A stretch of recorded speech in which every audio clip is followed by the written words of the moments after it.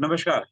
Israel और Gaza को लेकर के जो पूरी दुनिया में एक तनाव चल रहा है, अब ऐसी स्थिति में पहुँच गया है कि यहाँ से वापसी आसानी से संभव नहीं है और हम सब लोग दिल थाम के बैठ रहे हैं कि अगला चरण क्या होगा और क्यों होगा और कहाँ तक जाएगा और उसमें देरी हो रही है इज़राइल की तरफ से, तो क्यों हो रही है? सवाल ये भी है कि इन बंधकों का क्या होगा जो इज़राइल से हमास लेके चला गया है? उनके ऊपर क्या किस तरीके से चीज़ें की जाएँगी और बहुत सारे सवाल हैं और इन सवालों में मुस्लिम कंट्रीज़ हैं, इन सवालों में रूस है, इन सवालों में चीन है, इन सवालों में इज़राइल को समर्थन देने वाले यूरोपीय देश और बाकी दुनिया है।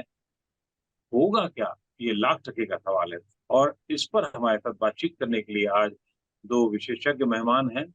दिलीप सिन्हा साहब राजनयिक हैं और पूरी दुनिया को बहुत अपने नज़रिए से देखते रहे हैं और उनका एक अलग नज़रिया रहा है और जनरल तिवारी साहब हैं, AK तिवारी साहब जो भी मतलब सेना के जो स्थितियाँ हैं उसको बहुत अच्छी तरीके से समझते हैं, ना कि देश की बल्कि विदेश में भी। आप दोनों महानुभावों का बहुत-बहुत स्वागत है। शिवाज साहब सबसे पहले तो आपसे सवाल क्योंकि आपने ज़मीनी लड़ाइयाँ बहुत सारी देखी हैं और अब की लड़ाई में बहुत सारा अंतर आ चुका है जब से आप सेना से आपकी अधिकृत रूप से मतलब एक रिटायर होने के बाद में। लेकिन आप देख तो रही हैं क्या दुनिया किस धरने पे जा रही है। ये जो गाज़ा का मामला है और जिस तरह से हमला हुआ उसके बाद जिस तरह से प्रतिक्रिया हुई इज़राइल की तरफ से, अब दूसरा चरण होने में हम लोगों की दुगदुकी बधी हुई है। क्या देरी है? कहाँ मामला फँसा हुआ है? और क्या होगा? आपको क्या लग रहा है? मैं चाहता हूँ थोड़ा-सा संक्षेप में इसे आप पहले बताएँ, फिर बाद में आगे बात करते हाँ, बिल्कुल। देखो श्रीवास्तव साहब, ये सबको पता है कि 7 अक्टूबर को एक हमास ने हमला किया इज़राइल के ऊपर और ये एक बहुत बड़ी चूक थी मोसाद की भी, जो सबसे अच्छी इंटेलिजेंस एजेंसी मानी जाती है, और इज़राइल की गवर्नमेंट और सिक्योरिटी फोर्सेस की। उस समय उन्होंने काफ़ी 1500 के करीब लोगों को मारा और करीब-करीब 300 से ज़्यादा लोगों को वो बंदी बना के ले गए।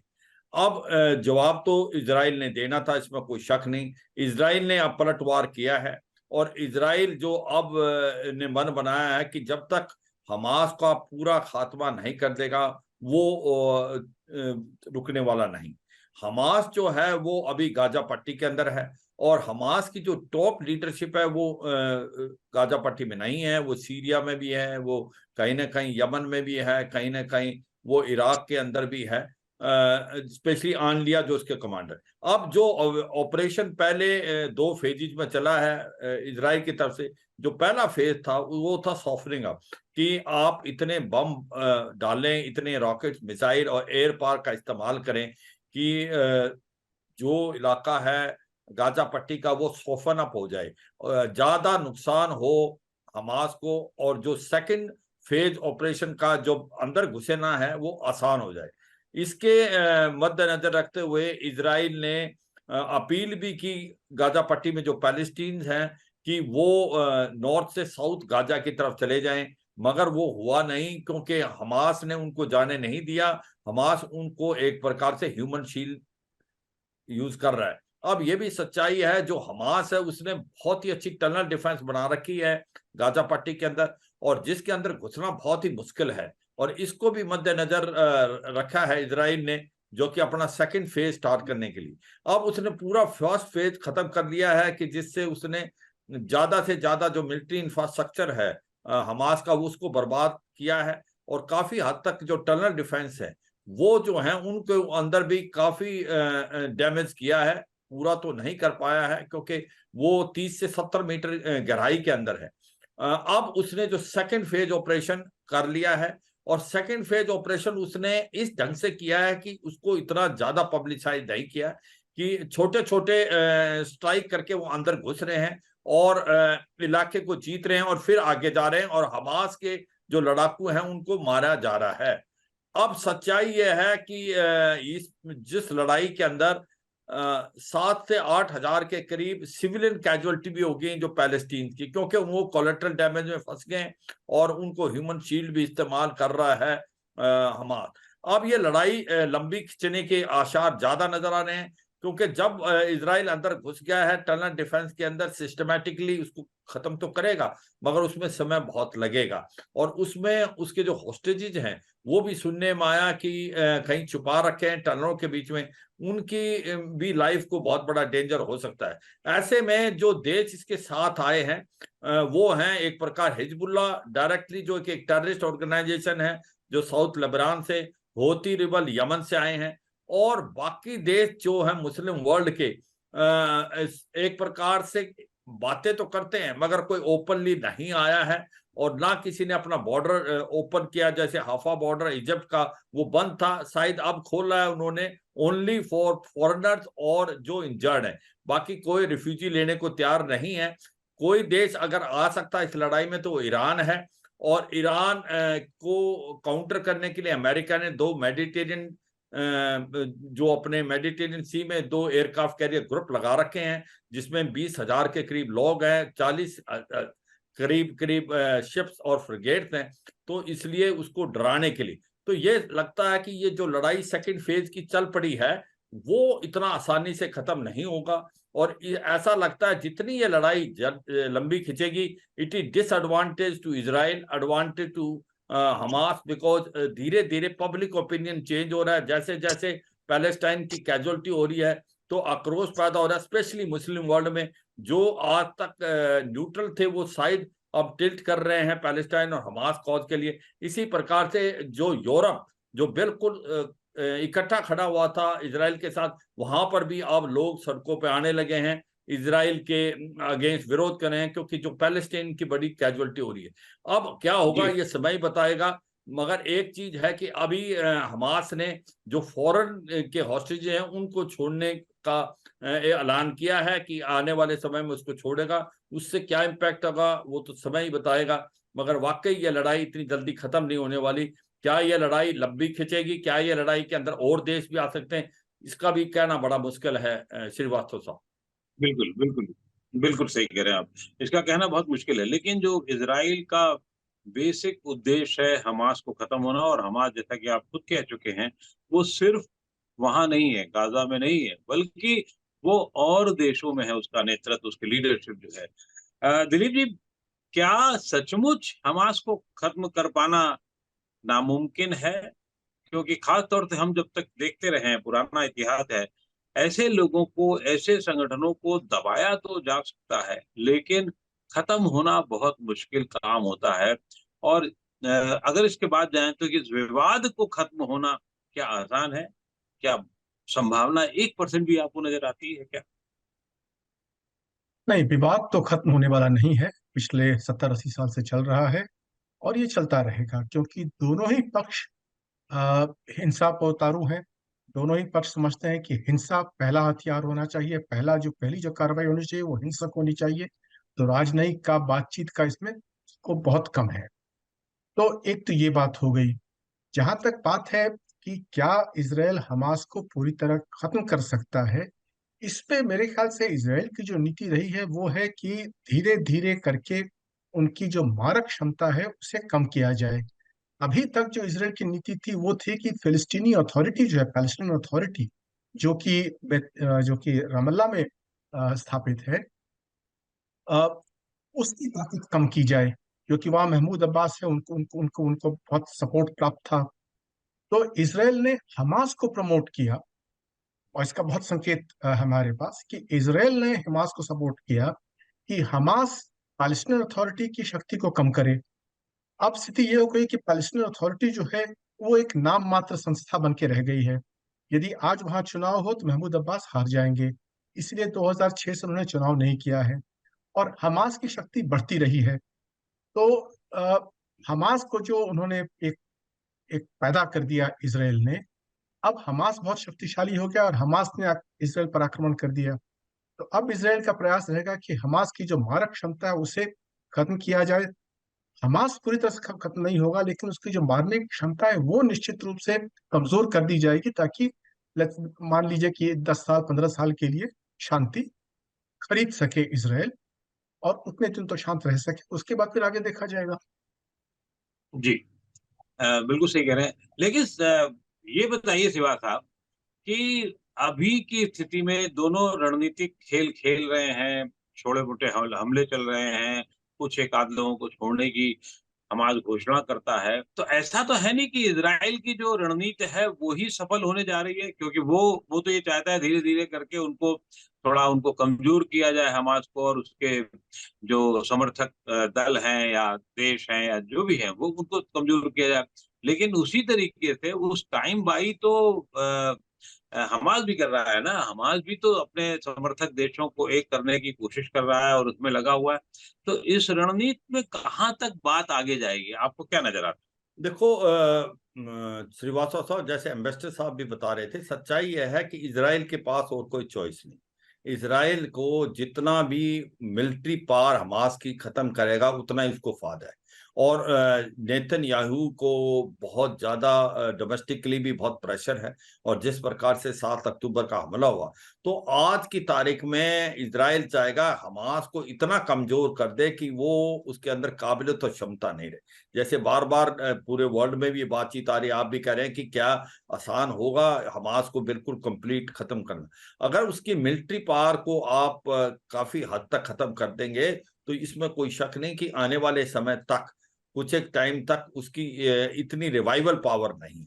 और इसको मद्देनजर रखते हुए जिस प्रकार से इजराइल अपना मल्टी प्रोंग स्ट्रेटेजी से चला हुआ है, समुद्र के से भी, हवा से भी और जमीन से भी, मुझे लगता है कि वो सक्सीड होगा।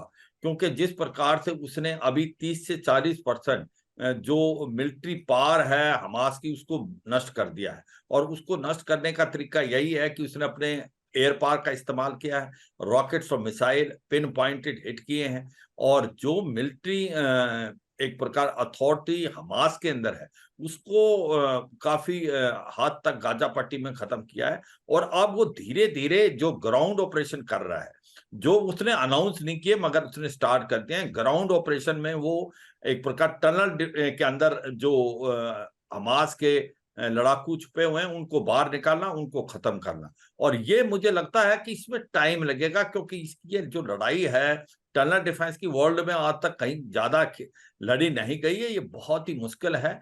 और इसको इसीलिए इजराइल ने जो अपनी रणनीति बनाई है, वो फ्यूल को नहीं आने दे रहा, क्योंकि उसको पता है कि जनरेटर्स ऑन किए जाएंगे तो फिर आपका टनल में रहना आसान है। बिना लाइट के, बिना हवा के टनल में रहना बड़ा मुश्किल है। तो ऐसे में जिस प्रकार से इजराइल अब बढ़ रहा है, टाइम लग सकता है, मगर वो हमास की मिलिट्री कैपेबिलिटी को खत्म करने के या नियर टू खत्म करने की पूरी कोशिश करेगा। और वो लग रहा है कि उसके अंदर सक्सीड होगा ब्रेकफास्ट की, और कोई देश इसके अंदर जंप ना मारे। इसके लिए अमेरिका ने अपना काउंटर मेजर के लिए जो लिया हुआ है, वो मेडिटेरेनियन सी में, क्या हिजबुल्ला और हौती रेबल जो हैं वो आ सकते हैं इस लड़ाई में? हाँ बिल्कुल है। हिजबुल्ला जो साउथ लेबनान में है, वो बिल्कुल नजदीक है, वो हमास से ज्यादा पावरफुल है। उसको भी ईरान ने तैयार किया, दोनों देशों को ईरान ने तैयार किया, दोनों टेररिस्ट ऑर्गेनाइजेशन को, हमास को भी, हिजबुल्ला को भी और हौती को भी। तो ऐसे में मुझे लगता है हिजबुल्ला के अगेंस्ट भी जाएगा इजराइल, क्योंकि जब तक हिजबुल्ला भी खत्म नहीं होगा तब भी उसके लिए थ्रेट रहेगी। हौती रिबल जो हैं यमन में, वो 2200 किलोमीटर दूर हैं, वो एक मिसाइल फायर कर सकते हैं, वो डायरेक्ट इन्वॉल्वमेंट नहीं कर सकते। आयरन डोम जो इनका सिस्टम है, थार्ड है पेट्रोइड मिसाइल सिस्टम, वो टेक केयर करेगा। तो ओवरऑल बिल्कुल ठीक सिचुएशन है। ये है कि जिस प्रकार से अब लड़ाई चल रही है, लड़ाई बिल्कुल जैसे इजराइल चाहता था वैसे हो रही है, इसमें कोई शक नहीं। मगर इसमें समय लगेगा, क्योंकि टनल डिफेंस को बहुत मुश्किल है। अगर ये लड़ाई लंबी खींचती है तो ये डिसएडवांटेज है इजराइल को, क्योंकि अब पब्लिक ओपिनियन वर्ल्ड की, वो जो है हमास और पैलेस्टाइन के फेवर में जा रही है, क्योंकि कैजुअलिटी बहुत होगी। तो ये सच्चाई है, ये एक सबसे बड़ा जो कॉज ऑफ कंसर्न है इजराइल के लिए भी और अमेरिका के लिए भी। और दूसरा कॉज ऑफ कंसर्न है ये जो लाइफ, क्या इनका क्या होगा जो हॉस्टेजेस पकड़े हुए हैं। अगर ये हॉस्टेजेस को मार देगा हमास, या उससे एक प्रकार से लीवरेज रखेगा, वो भी समय बताएगा।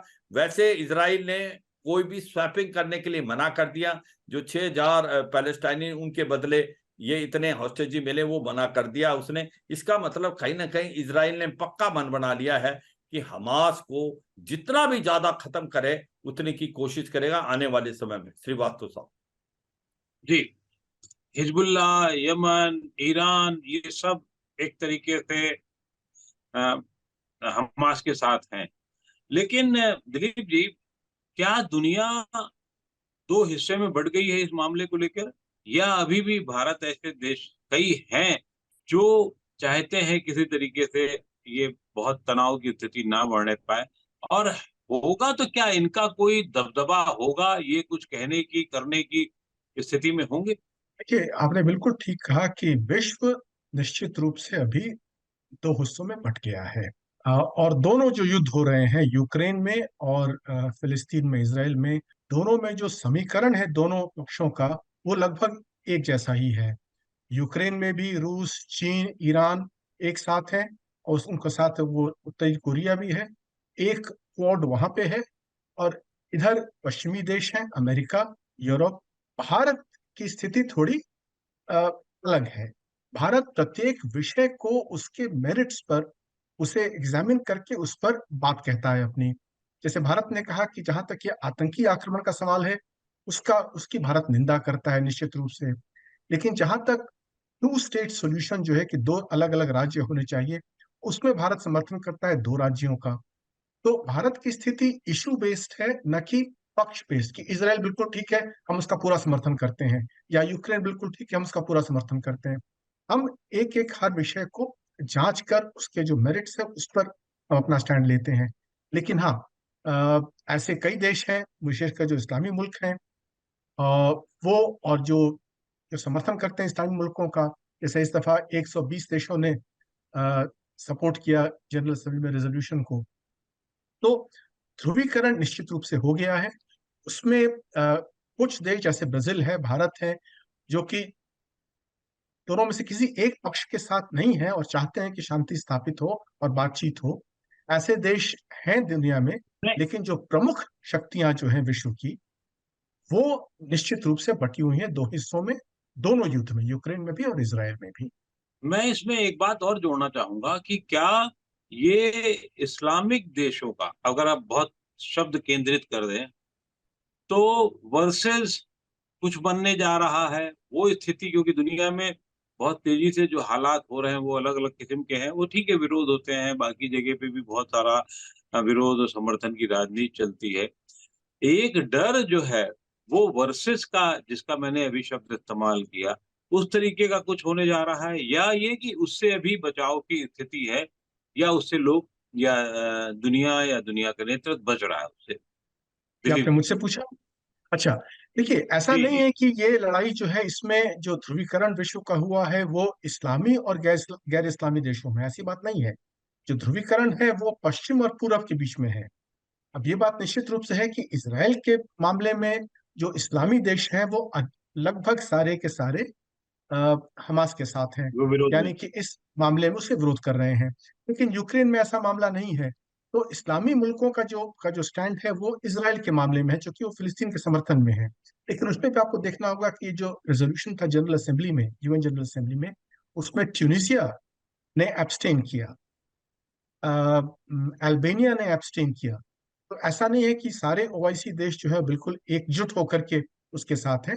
उनमें भी मतभेद है। लेकिन ये निश्चित रूप से हुआ है कि हमास ने एक सफलता प्राप्त की है, कि इधर जो एक एक चला था, एक मुहिम चला था कि इसराइल और अरब देशों में शांति स्थापित हो रही थी, राजनयिक संबंध स्थापित हो रहे थे।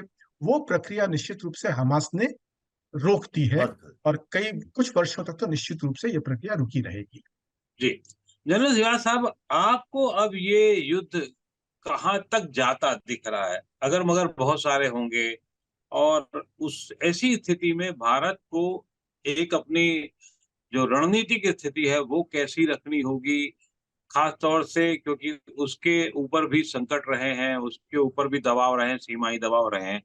अब वो उसको क्या करना चाहिए, क्या किस तरीके से कर रहा है, तो सही दिशा में जा रहा है कि नहीं जा रहा? हाँ, बिल्कुल। देखो श्रीवास्तव साहब, जैसे श्रीवास्तव। एम्बेसडर साहब ने इशारा किया है, वो सच्चाई है कि जो मिडल ईस्ट के अंदर बहुत टर्निंग इफेक्ट हो रहा था, जिस प्रकार से इजराइल और मुस्लिम वर्ल्ड के रिलेशनशिप इंप्रूव हो रहे थे, तो ऐसा लगता था कि एक शांति का माहौल पैदा होगा।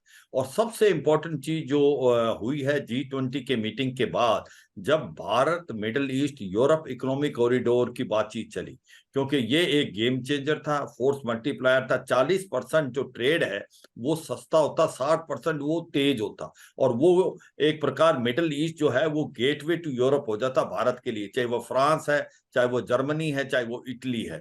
और उससे क्या होने वाला था कि जो मिडिल ईस्ट के अंदर ये मुस्लिम कंट्रीज हैं, इनको पता है कि ये जो ऑयल है, जो फॉसिल फ्यूल है, ये 10 साल तक चलेगा, इसके बाद इसकी अहमियत खत्म हो जाएगी। तो वो भी अपनी इकोनॉमी को इनलार्ज करना चाहते हैं, टूरिज्म लाना चाहते हैं, मैन्युफैक्चरिंग इंडस्ट्री बढ़ाना चाहते हैं। तो ये जो भारत मिडिल ईस्ट और यूरोप कॉरिडोर, इकोनॉमिक कॉरिडोर था, वो एक प्रकार से बहुत कुछ बदलाव लाता, मगर इस लड़ाई के कारण उसके अंदर भी एक ठपपंथी आ गई है।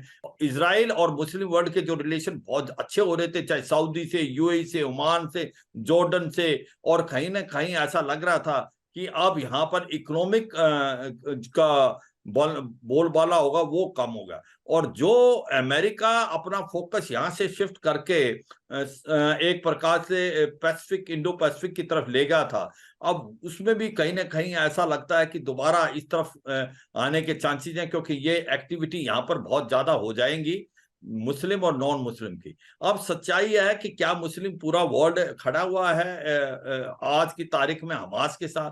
देखो, वहां पर तमाशाई ज्यादा है, एक्ट करने वाले बड़े कम हैं। क्योंकि अगर ऐसे होते तो कोई भी ऐसा मुस्लिम देश नहीं आया आगे जो कि रिफ्यूजी को लेने के लिए तैयार था। और दूसरी बात यह है कि ज्यादातर कंट्री, इजिप्ट है, चाहे सीरिया, इजिप्ट है, जैसे आपका यूएई है, सऊदी अरेबिया है, वो न्यूट्रल चाहते हैं, वो शांति चाहते हैं, वो नहीं बढ़ना चाहते इसके अंदर। अगर कोई देश खुल के आया वो ईरान है, टर्की है। टर्की भी एक प्रकार से खलीफा बनना चाहता मुस्लिम वर्ल्ड का, मगर ये याद रखो टर्की नेटो का हिस्सा है, यूरोपियन यूनियन में आना चाहता है। तो वो एक प्रकार से बोले तो बहुत का, मगर कुछ खास करेगा नहीं, ये सच्चाई है। क्योंकि उसको भी ये पता है कि अगर उसने नेटो में रहना है और यूरोपियन यूनियन में आना है तो कुछ दिक्कत हैं, उनको वो फॉलो करेगा। मगर सच्चाई ये है कि ये जो लड़ाई है क्या आउट ऑफ कंट्रोल हो सकती है, ये एक चिंता का विषय है। कई बार अगर लड़ाई कंट्रोल में ना आए और इसके अंदर एक दो देश और अंदर आ गए, जैसे ईरान आ गया, तो फिर ये लड़ाई लंबी खिंच सकती है। और इसमें जिस प्रकार से चीन का, रूस का और नॉर्थ कोरिया का जो साथ मिल रहा है ईरान को, वो एक डर का माहौल पैदा करता है कि कहीं ऐसा तो नहीं ये चीज जो है कंट्रोल से बाहर निकल जाए। ये जो हुआ है, इन दोनों देशों को बहुत फायदा हुआ, चीन को भी और रूस को भी। चीन को इसलिए फायदा हुआ जो उसका बेल्ट रोड इनिशिएटिव था वो अब ठप हो गया था जब से Bharat middle east Europe economic corridor की बात हो रही थी, क्योंकि बीआरआई जो है एक प्रकार के डेट ट्रैप है, वो चल नहीं पा रहा था। मगर अब ये ठप हो जाता तो बीआरआई दोबारा रिवाइव हो सकता है। दूसरा, जहां रूस की बात है, रूस यूक्रेन लड़ाई में अब ऐसा लगता है कि फोकस हटके इधर आ जाएगा, और ये रूस के लिए फायदे में है। और रूस ने अपना काउंटर ऑफेंसिव स्टार्ट कर दिया है यूक्रेन के। अब उसको लगता है यूक्रेन को इतनी मदद नहीं दे पाएगा यूरोप, तो इसलिए उसने अपना जो विंटर ऑफेंसिव वो स्टार्ट कर दिया। जहां भारत की बात आती है, मुझे लगता है भारत जो है बड़ा सोच समझ के चल रहा है। भारत चाहता है कि वहां पर शांति आए, पीस आए। भारत आतंकवाद के अगेंस्ट है, मगर भारत दो नेशन थ्योरी के है, पैलेस्टीन के साथ खड़ा है। और भारत ने सबसे ज्यादा अगर किसी ने ह्यूमैनिटेरियन असिस्टेंस भेजा है तो भारत उन देशों में से है। 90 टन भेज चुका है भारत, और मुझे लगता है भारत एक बड़ा सेंसिबल स्टेप ले रहा है। मगर इस लड़ाई के कारण भारत को भी बड़ा नुकसान हुआ है, स्पेशली कि ये जो भारत मिडिल ईस्ट और इकोनॉमिक कॉरिडोर बनना था, यूरोप तक जाना था, वो एक गेम चेंजर होता भारत के लिए भी। मगर अब मुझे लगता है उसमें थोड़ी सी खटास पैदा होगी, और सिचुएशन क्या होगी ये समय ही बताएगा। मगर सच्चाई यह है, भारत बिल्कुल सही कह रहे हैं आप। लगता है कि कुछ उसमें बिल्कुल बिल्कुल है, बहुत सारी चीजें संदिग्ध हैं, कुछ होगा क्या कहा नहीं जा सकता। और एक बात जो आपने कहा बड़ी है कि इस पूरे युद्ध का तो कुछ हो ना हो, लेकिन थोड़ा भला चीन और रूस का हो जाएगा इस मामले में। ये शायद एक थोड़ा सा अभी मामला चल रहा है, देखते रहना होगा हम लोगों को, और फिर उस पर बातचीत भी होगी। बहुत बहुत आभार आप सबका, शिवा साहब आपका, और आप दिलीप जी आपका, नवोदय टाइम्स पंजाब केसरी से बातचीत करने के लिए और इतनी आसान शब्दों में गूढ़ अर्थ समझाने के लिए बहुत बहुत शुक्रिया। धन्यवाद।